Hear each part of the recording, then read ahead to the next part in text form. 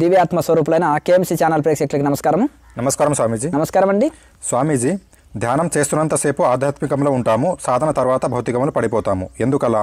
దీనికి పరిష్కార మార్గం ఏమి? తీవ్ర వైరాగ్యం కోసం ఏం చేయాలి? అంటే కొంతమంది ధ్యానం చేసినంతసేపు, పూజ చేసినంతసేపు, ఆధ్యాత్మిక గ్రంథాలు చదివినంతసేపు వైరాగ్యం ఉంటుంది, మనసు స్థిరంగా ఉంటుంది, ప్రశాంతంగా ఉంటుంది. మళ్ళీ తిరిగి వ్యవహారాల్లో ఉన్నప్పుడు మనసు చంచలంగా ఉంటుంది, మళ్ళీ నార్మల్ స్థితికి వస్తుంది, భౌతిక స్థితికి వస్తుంది. దీనికి కారణం ఏంటి? ఇదే మీ ప్రశ్న. అయితే ఇప్పుడు కొద్దిగా మందు వైన్ తాగిన వాడికి నిశ కొద్దిగానే ఎక్కుతుంది, ఫుల్ తాగిన వాడికి వస్త్రాల మీద ధ్యాస ఉండదు, ప్రపంచం మీద ధ్యాస ఉండదు. అలాగే ఆధ్యాత్మికంలో కూడా పూర్తి వైరాగ్యం ఉండి పూర్తి తీవ్ర సాధన చేసినప్పుడు అది ఏం చేసేస్తుందంటే ఈ భౌతికాన్ని డామినేషన్ చేసి ఆధ్యాత్మికం హై లెవెల్లో ఉంటుంది. ఆధ్యాత్మికం కొంచెమే చేసి వైరాగ్యం తక్కువ ఉండి భౌతిక వ్యవహారాలు ఎక్కువ నడిపినాం అనుకోండి, అప్పుడు ఈ ఆధ్యాత్మికం డౌన్ అయిపోయి భౌతిక వ్యవహారాలు, భౌతికం అనేది డామినేషన్ చేస్తుంది ఆధ్యాత్మికాన్ని. కనుక మనం ఏం చేయాలంటే మన వైరాగ్యం కానీ, మనం పాటించే నియమాలు కానీ, యమ నియమాలు కానీ, మనం వైరాగ్యం కానీ, మన సాధన కానీ ఈ భౌతికాన్ని డామినేషన్ చేయాలి. అదే హై లెవెల్లో ఉండాలి, అదే ముఖ్యమై ఉండాలి మనకు. ఇవన్నీ కూడా ఇప్పుడు మనం భోజనం కోసము, జీవనోపాధి కోసం ఏదో ఒక వృత్తి చేసుకోవాలి, కానీ సంపాదనే జీవితం కాకూడదు. కనుక అలాగే ఎక్కువ సాధనకు మంచి గ్రంథం చదివినా, మంచి సత్సంగం విన్నా, అలాగే మంచి సాధన చేసినా ఎటు తిరిగి ఆధ్యాత్మిక చుట్టే మన జీవితం సాగాలి. భౌతిక వ్యక్తులతోటి వ్యవహారాలు నడిపినప్పుడు ఆ వ్యవహారం లెక్కనే నడపాలి, ఎక్కువ పెంచుకోకూడదు వాళ్ళతో. ఆధ్యాత్మిక వ్యక్తులతోటి ఎక్కువ పరిచయం పెంచుకోవచ్చు, ఎక్కువ మనం మంచి సత్సంబంధాలు మెయింటైన్ చేయాలి. ఎప్పుడు సత్ గ్రంథాలే చదవాలి, సత్ ప్రవచనాలు వినాలి, సజ్జన సాంగత్యమే చేయాలి, ఎల్లవేళలా తీవ్ర వైరాగ్యం కలిగి ఉండాలి, ఎల్లవేళలా ఎక్కువ సాధనని పెంచుకోవాలి. సాధన ఇప్పుడు పెరిగినప్పుడు మరి నిండు తాగిన వాడికి ప్రపంచం గుర్తులేదు, శరీరం గుర్తులేదు, మోరిల పడ్డ శరీరానికి గాయాలైనా గుర్తులేండి. అంటే ఫుల్ మునిగిపోయాడు, అందులో ఫుల్ నిశాలో ఉన్నాడని అర్థం. అలాగే ఫుల్ ఆధ్యాత్మికంలో ఫుల్గా మనం నిండుగా ఆధ్యాత్మిక తపనతోటి ఆర్తితో ఉన్నామనుకో, ఈ ప్రపంచకం ఏది గుర్తుకు రాదు. ఎల్లవేళలా తిరిగిన వ్యవహారాలు నడిపిన ఆధ్యాత్మికం వైపే ఉంటుంది. దైవభావనతోటి అన్ని పనులు చేయాలి, అది అభ్యాసం చేసుకోవాలి. దైవభావన అనేది ఎల్లవేళలా అభ్యాసం చేసుకోవాలి. ప్రతి జీవిలో భగవంతునే చూడాలి, దైవభావన కలిగి ఉండాలి, దైవభావనని పెంచుకోవాలి. మనం ఎంతెంత దైవభావన పెరగాలి, ప్రతి పనిలో దైవాన్ని చూడాలి. ఆ దైవభావనని పెంచుకున్నప్పుడు అదే శాంతిగా, ధ్యానంలో ఉన్నప్పుడు అదే శాంతి అనుభవిస్తాం, ధ్యానం నుంచి బయటకు వచ్చినా అదే శాంతిని అనుభవిస్తాం. అందుకనే భగవద్గీతలో సతతం యోగి అన్నారు. మనం ఏం చేస్తున్నారు, చాలామంది అలాగే ధ్యానం చేసేటప్పుడు యోగిలాకుంటున్నాడు, తినేటప్పుడు భోగిలాకుంటున్నాడు, పడుకునేటప్పుడు రోగిలాగా పడిపోతున్నాడు. మూడు అవతారాలు ఉండొద్దు. సతతం యోగి అంటే ఎల్లవేళలా యోగి లాకుండు. అంటే నువ్వు ధ్యానం చేసేటప్పుడు యోగి లాక ఉండు, తినేటప్పుడు యోగి లాకనే తిను, పడుకునేటప్పుడు యోగి లాకనే పడుకో అని దీని యొక్క అర్థం అనమాట. కనుక సతతం యోగి లాక ఉండాలి మనము. కనుక ఎల్లవేళలా మనము పానీయంబులు గుడుచుచున్ దావుచున్ ఆసలీలా నిద్రాదులు జయించుచున్ లక్షించుచున్. మరి ప్రహ్లాదుడు ఎల్లవేళలా తింటున్నా, తిరుగుతున్నా, మాట్లాడుతున్నా, ఏ పనులు చేస్తున్నా కానీ తింటూ, మాట్లాడుతూ, చూచుతున్ ఏది చేస్తున్నా ఆ యొక్క దైవ స్మరణ, ఆ నారాయణుని స్మరణలో ఉన్నట్టుగా, అలాగే ఒక బాగా ఫుల్గా లవ్లో పడ్డవాడు లేచినా, కూర్చున్నా, పడుకున్నా తన ప్రియురాలే కళలో వస్తున్నట్టు, పలకరించినట్టు, మాట్లాడినట్టు, ఎవరిని చూసినా ప్రియురాలే అనుకుంటాడు, ఎవరు మాట్లాడినా ప్రియురాలే అనుకుంటాడు, లేచినా కూర్చున్నా నిండా మునిగి ఉంటాడు, వాడికి ఇంకేది గుర్తుకు రాదు. ఎగ్జామ్లో కూడా మొత్తం 10 పేపర్లు కూడా ప్రియురాలు పేర్లే రాశాడంట. అంటే అంత మత్తులో మునిగిపోయాడు, దేవదాస అయిపోయాడు అనమాట. అట్లా ఇది కూడా మనము ఆధ్యాత్మిక సాధనలో కూడా మనం ఫుల్గా అందులో ఒక మునిగి ఉండాలి. అందులో ఎంత మునిగితే అంత ఆనందమే. అప్పుడు మనకు సతతం ఎల్లవేళ దైవభావనతోటి అన్ని పనులు చేయాలి, దైవభావనతో రోజంతా గడపాలి, దైవభావనని పెంపొందించుకోవాలి. అప్పుడు మనకు వ్యవహారాల్లో కూడా దైవభావనతోటి చక్కగా అన్ని పనులు చేయగలుగుతాం. అంటే సాధన డామినేషన్ చేయాలి, అన్నిటినీ సాధనని పెంచుకోవాలని అర్థం. బాగా సాధనని పెంచాలి, సాధన. దాంతో ఆటోమేటిక్గా వైరాగ్యము పెరగాలి, సాధన పెరగాలి, దైవభావనతో అన్ని పనులు చేయాలి. అప్పుడు ఆటోమేటిక్గా మనకు అద్భుతమైన ఫలితము అందుకుంటాం. అది ఎప్పుడు ఎల్లవేళలా దైవభావనలో గడుపుతాం. పని చేస్తున్నా, బయట వ్యవహారాలు నడిపినా దైవభావనతో ఉండగలుగుతాం. అప్పుడు మనకి ఏ సమస్య ఉండదు. నెక్స్ట్ స్వామీజీ, ధ్యానం బాగా కుదరాలంటే ఎలాంటి ఆహార నియమాలు పాటించాలి? మితాహారం తీసుకోవాలి. ఇది ఆహారం గురించి ఎన్నో వీడియోలు పెట్టినాను, క్రియాయోగ ప్రశ్న జవాబుల్లో మీకు అందులో ఉంటాయి, అవి రెగ్యులర్గా చూసుకోండి. పొట్టని 4 భాగాలు చేయాలి, సగభాగం ఆహారం తీసుకోవాలి, పావు భాగము నీరు తీసుకోవాలి, పావు భాగం శ్వాస కోసం ఖాళీగా పెట్టాలి. అలాగే ఆకుకూరలు బాగా తీసుకోవాలి. మిక్సింగ్ ఆకుకూరలు అంటారు. ఓ 10 రకాల ఆకుకూరల్ని ఒకే దగ్గర కలిపి వండుకోవాలి. అట్లా మితమైన ఆకుకూరలు బాగా తీసుకోవాలి. అలాగే మిక్సింగ్ దాన్ని ఏమంటారు, కూరగాయలని ఒకే దగ్గర వండుకోవాలి. అలాగే మిక్సింగ్ దాల్స్ అంటారు. మిక్సింగ్ పప్పుల్ని కూడా ఆకుకూరల్లో వేసుకోవచ్చు. కొంతమంది పప్పు గ్యాస్ పట్టింది అంటారు కదా, గ్యాస్ పట్టుకున్నది అంటారు కనుక అప్పుడు ఏం చేయాలంటే ఆకుకూరల్లో పప్పు వేసుకోవాలి. అంటే మిగతావి గ్యాస్ పట్టవు, ఒక కందిపప్పు ఒకటే గ్యాస్ పట్టే గుణం ఉంటుంది. అది ఆకుకూరల్లో కానీ కూరగాయల్లో కానీ వేసుకోవాలి. అల్లము, జీలకర్ర, వాము, కొత్తిమీర, ధనియాల పొడి ఇవి ఎక్కువ వేసుకోవాలి. ఇవి వేసుకోవడం వలన ఇవన్నీ తగ్గిపోతుంటాయి. అంటే ఇవన్నీ తేలిక ఆహారం ఉంటుంది, మితాహారం తీసుకోవాలి. దీనివలన మనకు జీర్ణశక్తి బాగా పనిచేస్తుంది. ఇటువంటి ఆహారం తీసుకోవాలి. అలాగే ధ్యాన సాధన కుదరాలంటే యోగాభ్యాసం తప్పకుండా ఉండాలి. యోగాభ్యాసం అంటే ఇక్కడ ఆసనాలు కాదు, ప్రాణాయామ అభ్యాసం బాగా ఉండాలి. ప్రాణాయామ అభ్యాసం బాగా చేసినప్పుడు మనసు అంతర్ముఖమై ధ్యాన సాధన చక్కగా కుదురుతుంది. ఆ యోగాభ్యాసం ధ్యానాభ్యాసం చక్కగా సాగాలంటే కాలి పొట్టగా ఉండాలి, పొట్ట కాలిగా ఉండాలి, శరీరం తేలిక ఉండాలి, ఎక్కువసేపు ధ్యానంలో కూర్చోనగలగాలి, శక్తివంతమైన శరీరం ఉండాలి, తేలిక శరీరం ఉండాలి. అప్పుడు ఆ తేలిక శరీరం ఉండాలంటే ఆహారం మితాహారమే తీసుకోవాలి.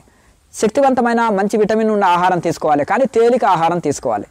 కనుక మేము ఆహారం కూడా ఎట్లా తయారు చేసుకోవాలనేది కూడా వీడియోలు పెట్టడం జరిగింది. ఎందుకంటే ఏమి తినాలి, ఎంత తినాలి, ఎట్లా తినాలి, ఏం మాట్లాడాలి, ఏ పుస్తకాలు చదవాలి, ఎట్లా వ్యవహారం ఉండాలి అనే ప్రతి ఒక్కదాని కూడా అవగాహన సాధకులకు కలిగిస్తున్నాం. ఆ పాత వీడియోలని మళ్ళీ అదే చెప్పింది పదే చెప్పడం కాకుండా పాత వీడియోలని చూసుకోవాలి. మళ్ళీ అప్పుడప్పుడు కూడా మళ్ళీ రిపీట్గా మళ్ళీ చెప్పడము జరుగుతూనే ఉంది. కానీ ఆ పాత వీడియోలను చూసుకోవాలి. సాధకుడు ఎట్లా వండుకోవాలి, ఏ రకంగా వండుకొని తింటే త్వరగా జీర్ణం అవుతుంది అనేవి కూడా కొన్ని యోగి భోజనం అని ఆ విధంగా ఎట్లా ప్రిపేర్ చేసుకోవాలనేది కూడా పెట్టడం జరిగింది. ప్రతి ఒక్కటి కూడా మీకు అన్నిట్లలో ట్రైనింగ్, అన్నిట్లలో ఈ విధంగా ఇది చేస్తున్నారు. ఇంట్లో ఆ విధంగా తయారు చేసుకోండి. త్వరగా జీర్ణం కావాలంటే మీకు ఆకుకూరలు, మిక్సింగ్ ఆకుకూరల్ని ఒక దగ్గర చేసుకోండి. ఒకే రకమైన ఆకుకూర కానీ 10 రకాల ఆకుకూరలు కానీ, ఒకే రకమైన కూరగాయలు కానీ, లేకపోతే 10 రకాల కూరగాయలు కానీ, ఒకే రకమైన పప్పు కానీ 10 రకాల పప్పులు కానీ, లేకపోతే కూరగాయలు, ఆకుకూరలు, పప్పులు ఒకే దగ్గర కూడా మనము కుక్కర్లో పెట్టేసి ఒక 4 విజిల్లు వచ్చిన తర్వాత రుబ్బుకొని తాలింపు వేసుకొని తీసుకోవచ్చు. అట్లా సప్పగా చేసుకొని కూర ఎక్కువ తీసుకోవాలి. మంచి విటమిన్స్ ఉంటాయి, ప్రోటీన్స్ ఉంటాయి అందులో. అలాగే మంచి మిక్సింగ్ ఫ్రూట్స్ కానీ, మంచి డ్రై ఫ్రూట్స్ కానీ, ఇటువంటివి తేలిక ఆహారం కొద్దిగానే తీసుకోవాలన్నమాట. మితంగా తీసుకోవచ్చు. మంచి విటమిన్స్ అందాలి, తక్కువ ఆహారం తీసుకోవాలి, తేలిక ఉండాలి శరీరం. అట్లా ఈ విధంగా మనము ఆహారంలో ఇలా తీసుకోవాలి. శాకాహారమే తీసుకోవాలి, మితాహారం తీసుకోవాలి, త్వరగా జీర్ణమయ్యేది ఉండాలి, తినేటప్పుడు సుఖం ఉండాలి, తిన్న తర్వాత సుఖాన్ని ఇవ్వాలి పొట్టకు. రజోగుణ పదార్థాలు, మసాలా వస్తువులు తినేటప్పుడు నాలుకకు రుచి ఉంటాయి, తిన్న తర్వాత పొట్ట ఇబ్బంది పెడతాయి. తమోగుణ పదార్థాలు కుళ్ళిపోయినవి, అవి తినేటప్పుడు దుఃఖమే, తిన్న తర్వాత దుఃఖమే. కనుక ఈ విధంగా సాత్వికమైన భోజనం తినాలి, సత్వగుణంలో ఉండాలి. సత్వగుణాన్ని పెంచుతాయి, సాధనకు శరీరాన్ని సహకరిస్తాయి. కనుక ఇటు సాధకుడు ఈ యొక్క ఇంకా వీడియోల్లో చాలా భోజనం తయారు చేసే పద్ధతులు కూడా ఉన్నాయి. అవన్నీ చూసి ప్రిపేర్ చేసుకొని ఆ విధమైన ఆహారాలు తీసుకోండి. జావ లాంటివి తీసుకోవచ్చు. ఇప్పుడు జావ ఉంటుంది, జొన్న పిండి, రాగుల పిండి, ఇవన్నీ కలిపి అందులో కొంచెము అవి పట్టిన తర్వాత అందులో ఆ జావ కాసుకున్న తర్వాత అందులో కొంచెం జావ అంటే అంబలి, అందులో కొంచెము మజ్జిగ కానీ పాలు కానీ వేసుకోవచ్చు. ఇంకా ఆ రోజు ఆహారమే తీసుకోవద్దు అనుకుంటే కొద్ది జీడిపప్పు కానీ బాదం పప్పు కానీ ఒక 2 స్పూన్లు ఆ జావలు వేసుకొని కలుపుకొని కొన్ని పాలు మజ్జిగను కలుపుకొని ఆ జావ తాగిండ్రు అనుకోండి. మరి ఎందుకంటే మరి ఒట్టి నీరే ఉంటుంది కాబట్టి జావ శక్తి ఇవ్వదు కాబట్టి కొంచెం ప్రోటీన్ మంచిగా అందియబడి శరీరం చాలా తేలికగా జీర్ణమవుతుంది, త్వరగా డైజెషన్ అవుతుంది, పొట్టలో వేడి పెరగదు. అలాగే తొందరగా రోజంతా శక్తివంతంగా ఉంటాము, తేలిక ఉంటుంది, రోజంతా సాధన చేసుకోగలుగుతాం అనమాట. సెలవు దినాల్లో జావ కానీ, జ్యూసులు, కూరగాయ జ్యూసులు కానీ, ఫ్రూట్ జ్యూసులు కానీ, పాలు కానీ, ఇటువంటివి తేలికమైన జావ కానీ, ఇటువంటి తేలిక ద్రవాహారమే తీసుకొని కూడా సాధన చేయొచ్చు రోజంతా. శరీరం నీరసించకుండా అట్లా లైట్ భోజనం ఇస్తూ కూడా చేసుకోవచ్చు. ఇట్లా సాధకుడు చూస్తూ ఎవరి శరీరాన్ని వాళ్ళని చూస్తూ పోతుండాలి. బద్ధకం వస్తే ఒక ముద్ద తగ్గించాలి, నీరసం వస్తే ఒక ముద్ద పెంచాలి. భోజనం తీసుకునే విధానం ఇది. అట్లా ఈ విధంగా ఎవరికి వాళ్ళు చూస్తూ పోతుండాలి. ఆహారంలో మార్పు చేసినప్పుడే శరీరం సహకరిస్తుంది, తేలికపాటి శరీరంగా తయారవుతుంది. నెక్స్ట్ స్వామీజీ, ధ్యానంలో చేతులు కాళ్ళు తిమ్మిర్లు వస్తున్నాయి, ఎలా తగ్గించుకోవాలి? కుడి భుజం నొప్పి ఎక్కువగా ఉంటుంది, కుడి తొడపై గడ్డలా వచ్చి తగ్గింది, కానీ అప్పుడప్పుడు నొప్పి వస్తున్నది. అంటే ఇక్కడ ఎందుకంటే కొత్తగా ధ్యానం చేసే వాళ్ళకు తిమ్మిర్లు వస్తాయి, సహజం అది. ఇక నాడులు శుద్ధి లేని వాళ్ళకు వస్తాయి. అలాగే కొంత పాత వాళ్ళకు కూడా ఇంకా శరీరం ఇంకా దృఢంగా కాలేదు కాబట్టి నాడీ మండల శుద్ధి కాకపోతే వస్తాయి. కనుక వీళ్ళు ఏం చేయాలంటే తిమ్మిర్లు పోవాలంటే మెయిన్ శరీరంలో నాడులు శుద్ధి లేక వస్తాయి, ఒకటి బలహీనతల చేత వస్తుంది, రక్తము శుద్ధి లేక వస్తాయి, ఒకటి ఆ రక్తనాళాలు వాయునాళాలు శుద్ధి లేక వస్తాయి, అలాగే ఎముకల్లో బలము కాల్షియం తక్కువ ఉంటే కూడా వస్తాయి. కనుక అప్పుడు మంచి కాల్షియం ఎముకల్లో అందించే మునగాకు పొడి బెల్లము తేనె ఒక దగ్గర కలుపుకొని కలిపి పెట్టుకోవాలి. మునగాకు పొడి బెల్లము తేనె ఇవన్నీ తీసుకొని ఉదయం 2-3 స్పూన్లు దీన్ని నీళ్ళు తాగాలి. ఒకవేళ షుగర్ ఉన్నోళ్ళు మరి ఆ బెల్లము తేనె వాడొద్దు కనుక ఆ మునగాకు పొడిని పాలలో కానీ మజ్జిగలో కానీ తాగితే షుగర్ కూడా కంట్రోల్ వస్తుంది. మజ్జిగలో మునగాకు రసము మునగాకు పొడి తాగితే షుగర్ కంట్రోల్ వస్తుంది, ప్లస్ కాల్షియం పెరుగుతుంది, 2 లాభాలు ఉంటాయి. కనుక ఇటువంటివి తీసుకోవాలి అంటే కాల్షియం పెరుగుట కోసం. ఇంకా ఈ నాడులు మొత్తము శక్తిగా మంచిగా శుద్ధి కావాలంటే ఆకుకూరలు బాగా తీసుకోవాలి. సప్పగా చేసుకొని ఆకుకూరల్ని ఎక్కువ మిక్సింగ్ ఆకుకూరల్ని సప్పగా చేసుకొని ఎక్కువ తీసుకుంటుంటే నాడులు చాలా మందికి చాలా శుద్ధంగా అవుతాయి, రక్తనాళాలు చాలా శుద్ధి అవుతాయి, కాళ్ళ నొప్పులు కీళ్ళ నొప్పులు పోతాయి. అలాగే రాగులు జొన్నలు ఉంటాయి కదా, జొన్న రొట్టె కానీ జొన్నలతోటి జావ కాసుకొని తాగడం, జొన్న అన్నం చేసుకొని తినడం వలన మనిషికి బీపీ షుగర్ కంట్రోల్ వస్తాయి, శరీరము చాలా తేలిక ఉంటుంది. కనుక ఈ విధంగా ఆహారంలో మార్పు చేసుకోవాలి, ప్రాణాయామ అభ్యాసం బాగా చేయాలి. ఇందులో చెప్పిన మహాముద్ర ఇవన్నీ బాగా వేస్తే కాళ్ళ తిమ్మిర్లు కాళ్ళ నొప్పులు పోతాయి. మహాముద్రని బాగా ఎక్కువ సెట్లు వేయాలి, 10, 20, 30 సెట్లు కూడా వేయండి పర్వాలేదు. మహాముద్ర వలన ఫిట్నెస్ వస్తుంది శరీరానికి, శరీరం శక్తివంతంగా తయారవుతుంది, గంటల తరబడి కూర్చోగలుగుతాము, తిమ్మిర్లు రావు, కాళ్ళ నొప్పులు రావు, నడువు నొప్పి రాదు, గంటల తరబడి సాధన చేసే శక్తి కలుగుతుంది, శరీరానికి చక్కటి ఫిట్నెస్ ఇస్తుంది మహాముద్ర. ఇట్లా ఇవన్నీ చేస్తే మనకు ఈ తిమ్మిర్లు కాళ్ళ నొప్పులు ఇవన్నీ ఉండవు.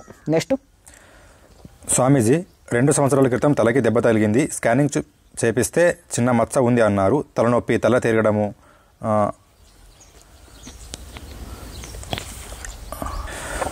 వంట స్మెల్ వస్తే కక్కు వచ్చినట్టు అవ్వడము, అప్పుడప్పుడు శరీరం ఊగినట్టు అనిపిస్తుంది, తలలో ఏమైనా అయిందా?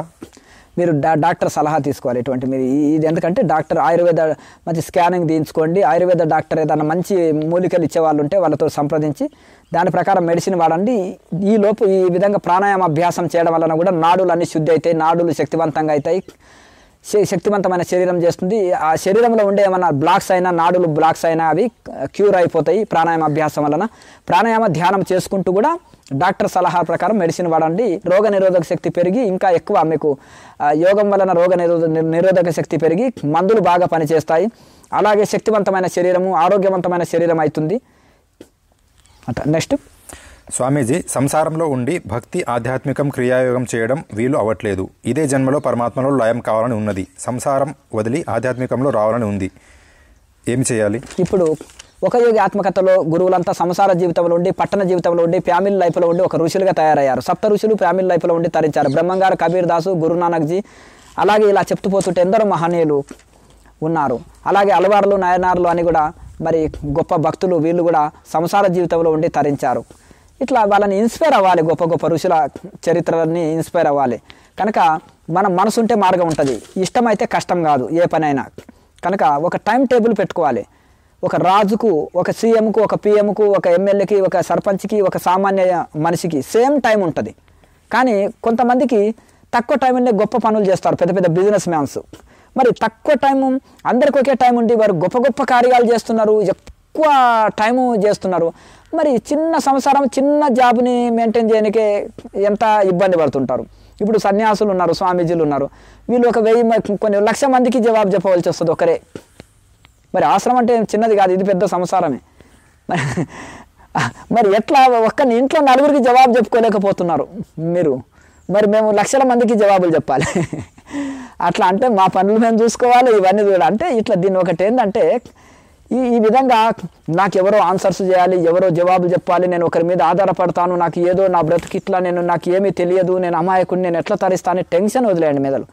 బలహీనతే మరణం, బలమే జీవనం అంటారు Vivekananda Swami. Weakness is death అంటారు. అంటే నీ యొక్క వీక్నెస్, నీ యొక్క బలహీనతే మరణము, అర్థమైంది కదా. కనుక ఆ విధంగా ఉండకుండా మీరు, అందుకనే మీరు బలం అంటే శరీర బలం కాదు, ఇక్కడ మైండ్ పవర్ కలిగి ఉండండి, ఆత్మబలం మనోబలం పెంచుకోండి అంటారు. అంటే ధ్యానం వలన యోగ వలన ఇది పెరుగుతుంది. వైరాగ్యం కలిగి రోజు సాధన చేయండి. ఎన్ని సమస్యలు వచ్చినా సంసారంలో తీర్చుకోగలుగుతారు. ఎటువంటి సమస్యలు బలవత్తరమైన కష్టాలు మిమ్మల్ని ఏం చేయలేవు. నేను శరీరాన్నే, నాకు జనన మరణాలు ఉన్నాయి, సంసారం ఉంది, దుఃఖాలు ఉంది అని ఏడుస్తున్నారు. నేను ఆత్మస్వరూపాన్ని, నేను చక్రవర్తులకే చక్రవర్తిని, నేను ఆత్మస్వరూపాన్ని అని ఒకసారి ఆలోచన చేసుకోండి. నేను సాక్షాత్తు దైవ స్వరూపాన్ని, నేను శరీరాన్ని అని ఏడుస్తున్నాను. నాకు ఎన్నో జన్మలు, ఎన్నో ఫ్యామిలీస్, ఇవన్నీ ఎప్పుడో ఒకసారి వదలాలని ఒకసారి విచారణ చేయండి. ఎంత ఆత్మవిశ్వాసం కలుగుతుంది. కనుక మీరు ఒక కొండలాగా తయారవుతారు. గాలి వానలకు చెలించవు. ఎండుటాకుల్లాకుంటే ఇటాటు ఊగుతుంటుంది.